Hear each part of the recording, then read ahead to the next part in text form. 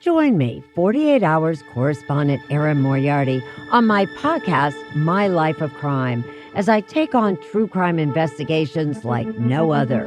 This season, I'm looking into the labyrinth of crime and secrets within families. I'm cutting straight to the evidence and talking to the people directly involved, including investigators and the families of victims. Listen to My Life of Crime with Erin Moriarty wherever you get your podcasts. Start your wellness journey at Whole Foods Market, where it's Jumpstart January through the 16th. Stock up on supplements with some of the year's biggest savings. Plus, save on air-chilled organic boneless skinless chicken breasts, organic Honeycrisp apples, organic large Hass avocados, and more. And since Whole Foods Market is the only certified organic national grocer, it's easy to make them your wellness destination. Jumpstart your January now at Whole Foods Market.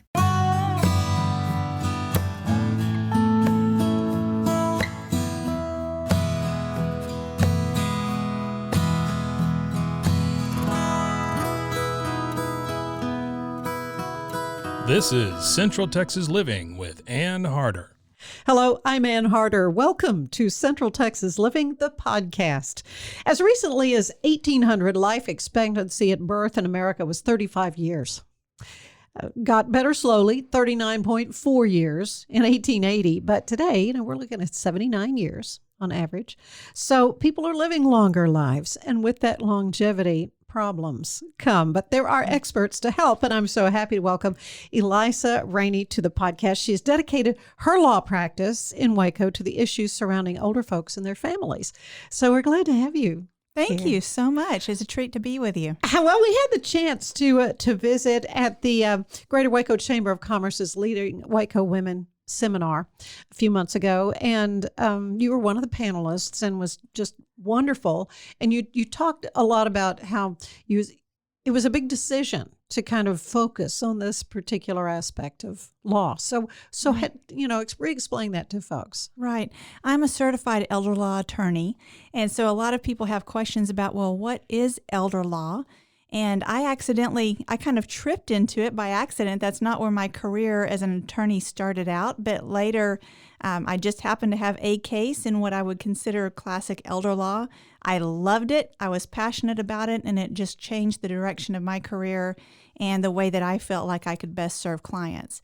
But elder law is really kind of estate planning. So a lot of us are familiar with classic estate planning attorneys, but then you layer on a level of benefits planning, very often Medicaid planning for long-term care and VA benefits planning for those who are veterans and may need long-term care. So elder law, I would say estate planning, benefits planning, and then of course we have guardianship and probate, which kind of layers on with additional issues that are of particular concern for those who are aging or disabled. Now, this is for an individual who wants to be proactive and look ahead and, plan for the future. But what about those that just, life just keeps going on, and now their children are seeing issues with mom and dad? Right. I would say about half the people we meet with are the aging, and the other half are the children who are trying to plan for parents. Maybe the parents are to the point that they can't do their own planning anymore, or maybe they just don't know where to start, and so they're getting support from the kids. So we meet with people at both ends of that concern. And for some, sadly, these kinds of discussions about estate planning, long-term care planning, they're just taboo. I mean, they're uncomfortable conversations. Yeah, kind of like getting that will done. It's like, suddenly you're facing your own mortality when you recognize, I need to plan for what's going to happen here. Right. I mean, we have some who just flat are superstitious and will not sign a will. They're convinced if they sign a will, they're going to pass. And we purposely don't schedule will signings on Friday the 13th because good idea. We have found that even when clients schedule that day, it's very often because they didn't realize or didn't make the connection. It was a Friday, yeah. And then when Friday the 13th comes along, we get a lot of cancellations. So we avoid Friday the 13th for will signings. But yes, important conversations. And I promise you, these conversations between kids and parents about estate planning are far easier to have when people are well. Yes. And it's less personal than once things really go downhill. Yeah, when people get a bad diagnosis or whatever, Right, or right. you're beginning to notice some mental acuity slipping. Right. So sadly, often when we have these conversations about long-term care, it is because we're seeing changes already. But it would be nice if we could at least broach the issues sooner when it's not so personal. Yeah. What is the most common question you're asked? Well, Is there one, or probably a list? well, when it comes to basic estate planning, everyone just says, do I need a will? Do I really need a will? All I have is a house or a And you this and a say, that. Everyone needs a will. yes, you do. Everyone needs a will. Yeah. Now, the question then becomes, do we have to probate the will? So a will has really no effect until after a person has passed away and it has been probated. And probate's that court process where the court recognizes the last will and testament is, yes, the last will and testament of that person who has passed away. And the court appoints the executor who's named in the will to have authority to handle things. But we don't have to probate the will if we find at the end of someone's life that they really don't have any assets that need to be controlled by the will. So when a person passes away, everything they own is categorized as either a probate asset controlled by the will or a non-probate asset that may have some kind of built-in beneficiary designation. So think, for example, life insurance policies have beneficiaries. Mm-hmm. That's already named. That's already named. Mm-hmm. And so those policies just pass automatically to those beneficiaries when they have a death certificate in hand. Likewise, investment accounts and trusts, those kinds of assets are controlled by those beneficiary designations or trust documents. So those are non-probate assets. So in truth, when a person passes, we may find that we don't actually need to probate the will. But if we need to probate the will, it is far cheaper and easier to administer that estate if we have the will than if we're trying to do it without a will. Yeah, that's called being intestate, right? Dying intestate. And you have an example of maybe the worst situation where that happened, where somebody didn't have a will in it. Well, we've had clients with businesses that are just, it's complicated to pass those, but really a fairly common scenario and one that's really difficult for a family is a blended family. So let's say we have kids from a prior marriage and then we have a subsequent marriage, and property just flat does not go where the couple may assume it goes. And it can lead to a lot of conflict between that surviving spouse and the kids, a lot of unintended consequences as far as where that property goes. And so everyone needs a will, but if you have a blended family, it is doubly, triply important that we have a will to make sure your wishes are honored. So we can have it go wherever you want, but if we don't have it in the document, we don't have a lot of control over that once you're gone. You also, you're Baylor educated. I am. Went to Baylor, and also you teach as an adjunct professor Right. in the law school about elder law. Do you see more and more young lawyers coming up interested in this aspect of law? They really are. So again, historically, we've had a lot of attorneys go into estate planning, but a lot of that work is tax related, estate tax related. Right. And we have such a large estate tax exemption amount right now that more and more often we don't have clients with those particular concerns, but these long-term care issues, these long-term care financing issues are really universal.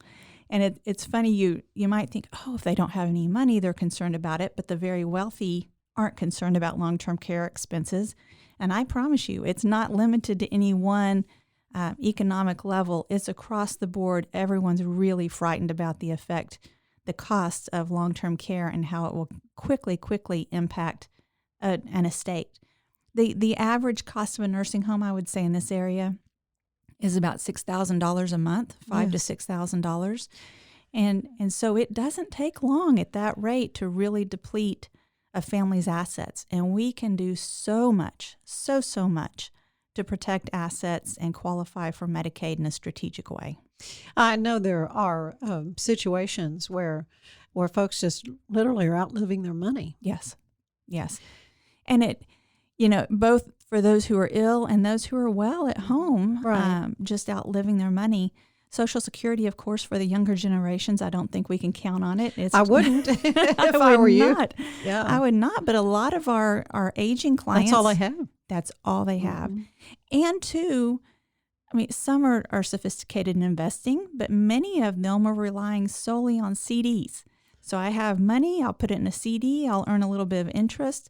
Well, interest rates on CDs, on certificates of deposit, are well below 1%.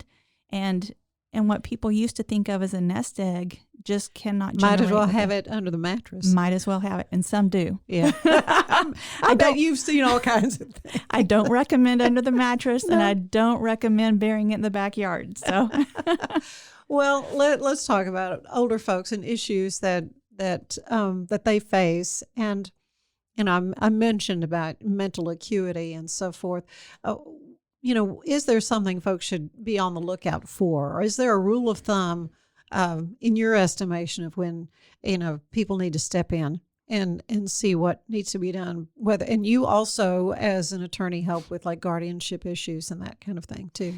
Well, stepping in is so difficult because we all want to honor what we call self-determination. Sure. And we all want to be independent. We don't want other people to meddle in our business, and so we're sensitive about meddling in our parents' business. So there's a lot of gray there where, I mean, maybe mom, let's say I'm mom, and I'm just making really poor decisions. Well, I have the right to make poor decisions. I have the right to spend my money unwisely, to give it to the charity I want to give it to. But at the point that I'm doing that because I lack the ability to make an informed decision about my money, that's where we really have a change and a need for someone to step in. Another really, really difficult scenario is hoarding or self-neglect. Yeah. So am I a hoarder? Am I a collector? Was I always a hoarder or a collector? Or has that really ramped up in my age? And so it's very ambiguous, but that's a biggie. Issues. Oh my goodness! And that's really, I've lived through this situation. Well, the driving often is kind of the determining factor. Yeah. Maybe there's been an accident, and that's kind of a wake up call to the kids where they realize, okay, we knew there was a slowing down, but this is really getting out of hand. So. Sometimes it comes to a head with the driving issues. Sometimes it's a health crisis. Sometimes it's a neighbor calling saying, listen, you need to know your mom's wandering around at night and we're doing our best to help her, but we can't be in charge of her. So, sure. So kids see it come from all directions, but the driving issue really is a common one. Start your wellness journey at Whole Foods Market, where it's Jumpstart January through the 16th. Stock up on supplements with some of the year's biggest savings. Plus, save on air-chilled organic boneless skinless chicken breasts, organic Honeycrisp apples, organic large Hass avocados, and more. And since Whole Foods Market is the only certified organic national grocer, it's easy to make them your wellness destination. Jumpstart your January now at Whole Foods Market.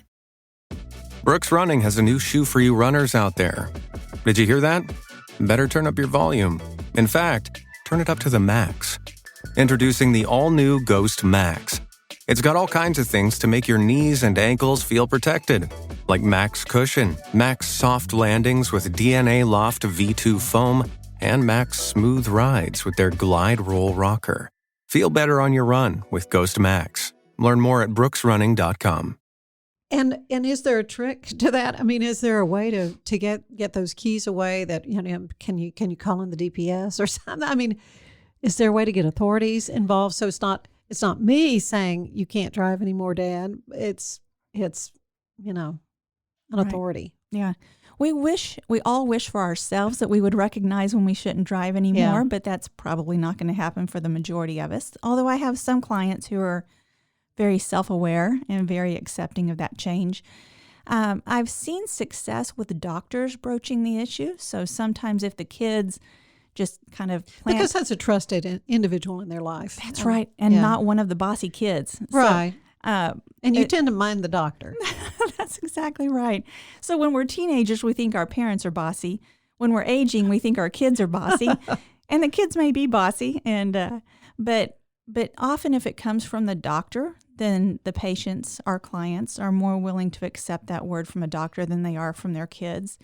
And if all else fails, yes, there is a way through an online portal to report unsafe driving online to the state, and then they can call the parent in, assuming it's a parent. Mm-hmm.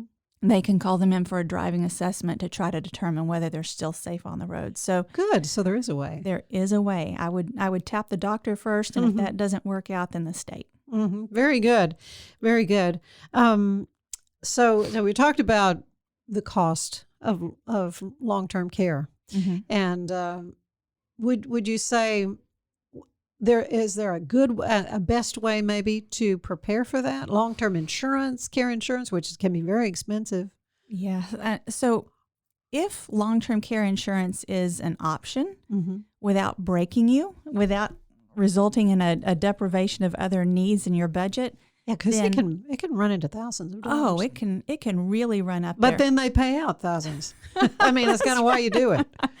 I would say the biggest advantage of long-term care insurance is the option to use those benefits for home care and for assisted living.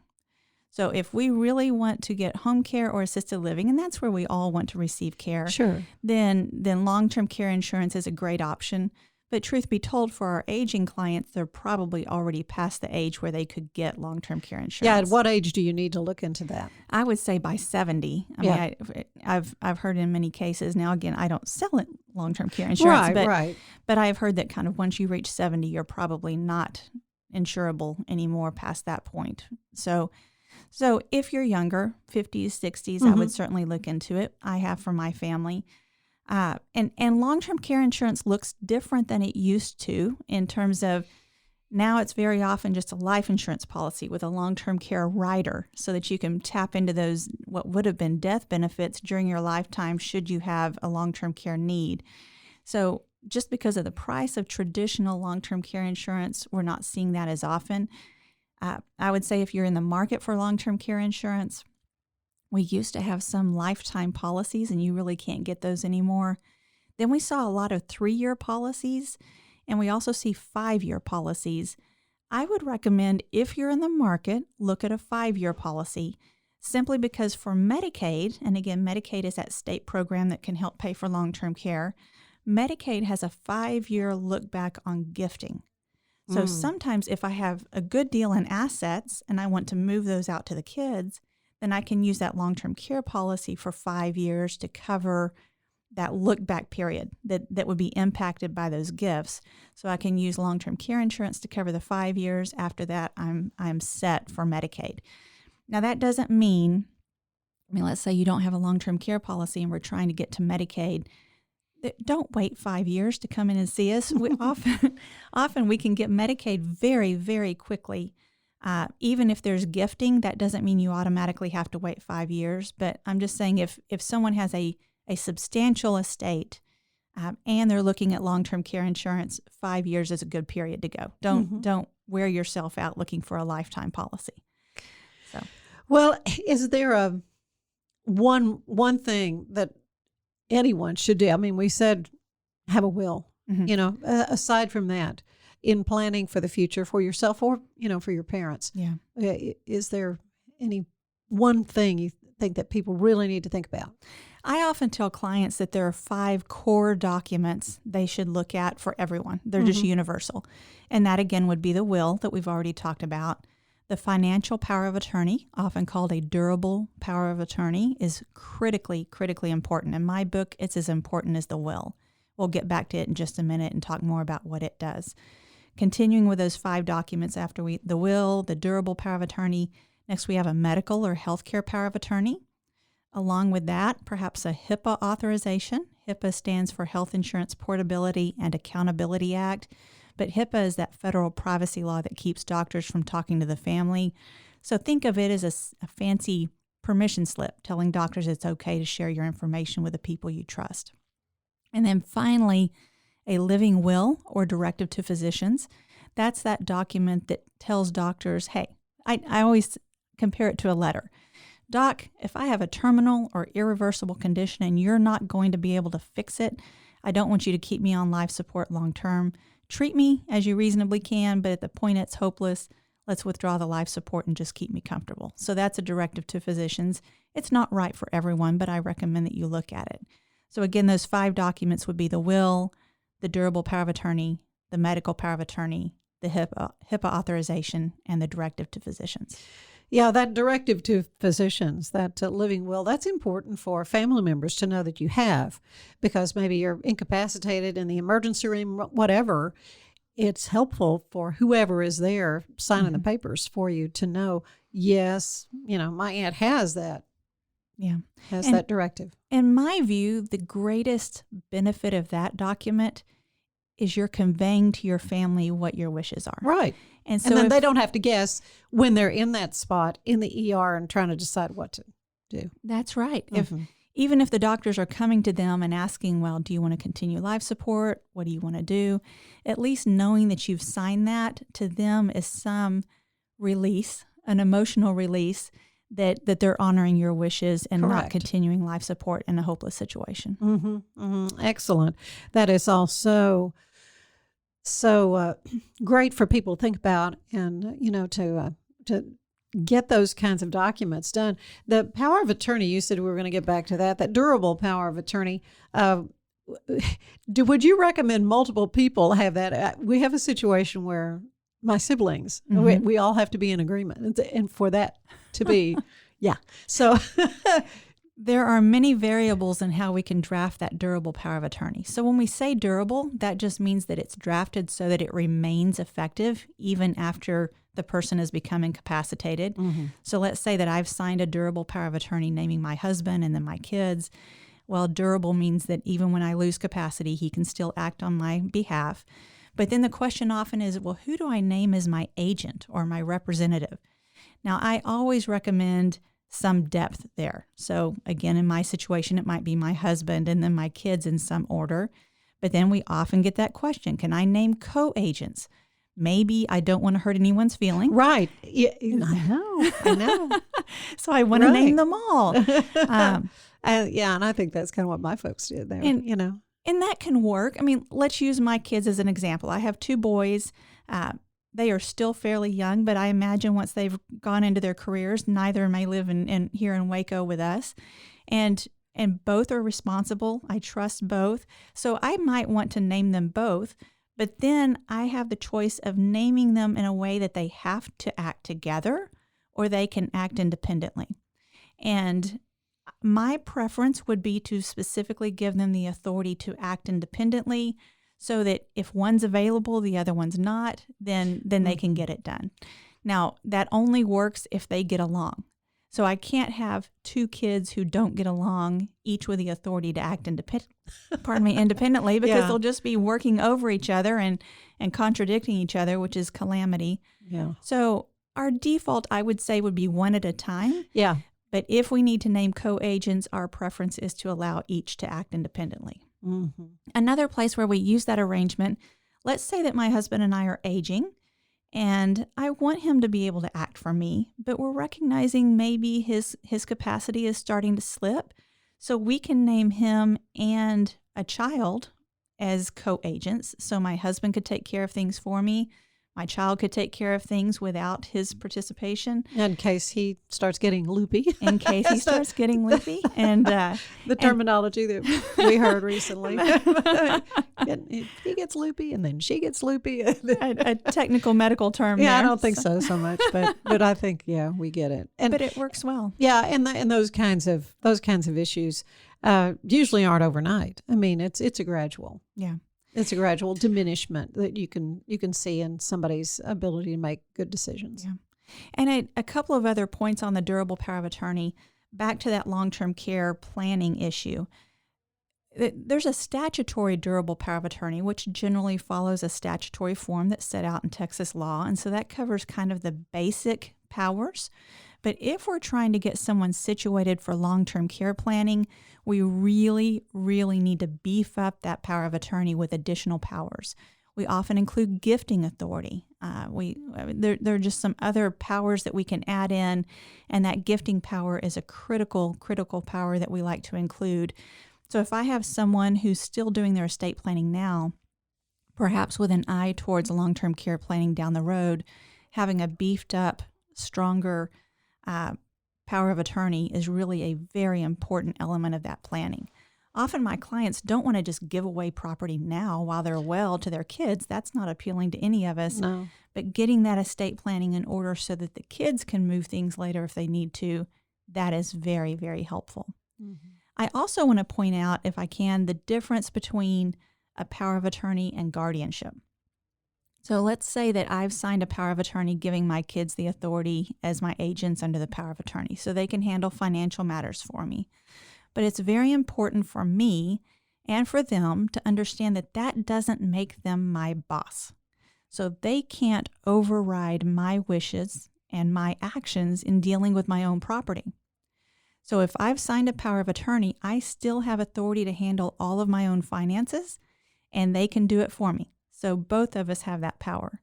But if there's a point where they need to stop me from doing something, let's say that out of dementia, out of confusion, I truly am giving away money to people I would not otherwise have given it to. I'm not managing my assets in a way that's proper, and they need to intervene and stop me. The power of attorney does not give them that authority. They might have to resort to guardianship. And with guardianship, that's a court proceeding where, based on a doctor's recommendation, the court finds that I lack capacity to either take care of my own person, to make my medical decisions, or to handle my finances, and appoints a guardian who can do that for me. So, big distinction between powers of attorney, which just allow people to help but not override, Right. versus a guardianship where truly my power is removed and placed into that of a guardian. Yeah, and it's important to have somebody as a signator on your banking information and all that kind of stuff, to have that person have the ability to pay your bills if you can't. Very helpful. Yes, ma'am. Excellent. All just such great information. Elisa, thank you so much for spending some time with us. How can folks get in touch with you if they'd like more information? Well, our primary office is here in Waco. We also have an office in Georgetown for those in that area. But we're located on Waco Drive. They can call us and schedule an appointment. Our number here in Waco is 254-752-8644. Thank you. Elisa Rainey, thank you so much for sharing your expertise with us. It's a hard season of life for some, but if those plans are made ahead of time, and it just makes it go so much better. Thank you. It's been a real pleasure. Thank you. Central Texas Living is part of the Rogue Media Network family. Be sure to check out their other shows at roguemedianetwork.com. Please rate us 5 stars on iTunes and anywhere else you get your podcasts. Join us again soon for more Central Texas Living, the podcast.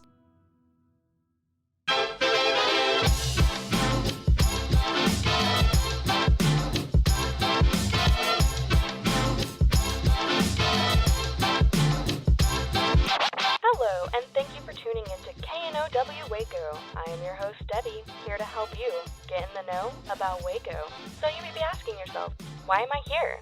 I'm here to be your tour guide through Waco. I'm here to tell you all the goings-on in and around Waco. I'm going to give you the 411 on what's happening, what's going on, and what events you should go to. This is your host, Debbie, signing off. Now that you know, go. Just go, Waco. You are going on a run. Are you building a new business while managing a family?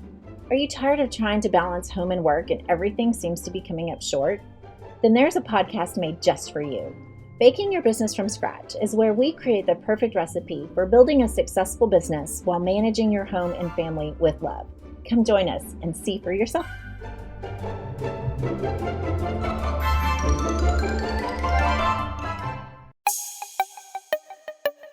This has been a Rogue Media podcast.